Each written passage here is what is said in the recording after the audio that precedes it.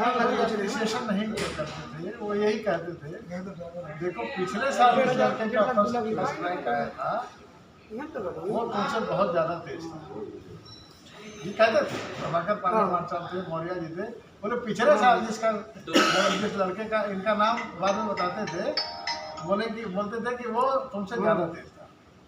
ये मेरे लिए बड़े गौरव की बात थी और अनुकरणीय बात थी, और शायद इसी के नाते मैं थोड़ा और मेहनत करने में हमने अपना समय लगाया कि और मेहनत करके डॉक्टर साहब के सामने खड़ा तो ना हो सके, लेकिन इनके पीछे चलने लायक बन सके। और डॉक्टर साहब ने बड़ी कृपा की उसके बाद, जब अलीगढ़ मुस्लिम स्कूल है तो वहाँ इंजीनियरिंग का जो एडमिशन टेस्ट होता था, मुझे मालूम ही नहीं था, मैं तो गाँव का रहने वाला था। तो डॉक्टर साहब ने उसका फॉर्म भेजा मेरे पास, फॉर्म भरवाया, भरवाने के बाद उसका रिटन टेस्ट वहीं होता था अपने हॉस्टल में अपने पास रख करके, और 4 दिन उसका रिटन टेस्ट होता था, रिटन टेस्ट दिलवाया। फिर उसके बाद जब सिलेक्शन हुआ तो टेलीग्राम भेजा, उस समय तो फ़ोन वगैरह नहीं होता था, तो टेलीग्राम भेजा, बुलवाया मुझे।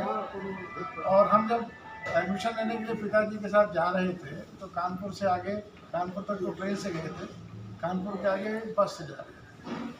उस बस का एक्सीडेंट हो गया, पिताजी के सर में बहुत गंभीर चोट आ गई थी, हेड इंजरी हो गई थी। हाँ भैया प्रणाम। तो डॉक्टर साहब ने फिर पहुँचने पर सबसे पहले उनका ट्रीटमेंट कराया और मेरा एडमिशन कराया, मुझे अपने कमरे में रखा। कमरे में रखा, मुझे वहाँ इस्टेब्लिश किया और पूरी इंजीनियरिंग के दौरान, क्योंकि आप तो उस समय MBBS कर रहे थे, मेरी इंजीनियरिंग की पढ़ाई 5 साल की थी, आपने MBBS के बाद फिर हाउस जॉब किया, फिर MD किया वहाँ से।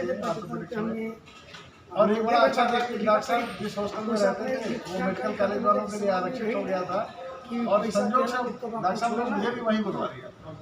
तो यद्यपि वो मेडिकल कॉलेज के लिए आरक्षित था, लेकिन डॉक्टर साहब के कारण मैं 5 साल वहीं रहा, 4 मतलब फाइनल ईयर तक वहीं रहा।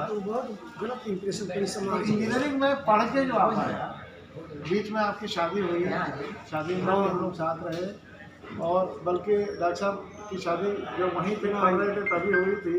तो हम और डॉक्टर साहब वहाँ से साथ ही साथ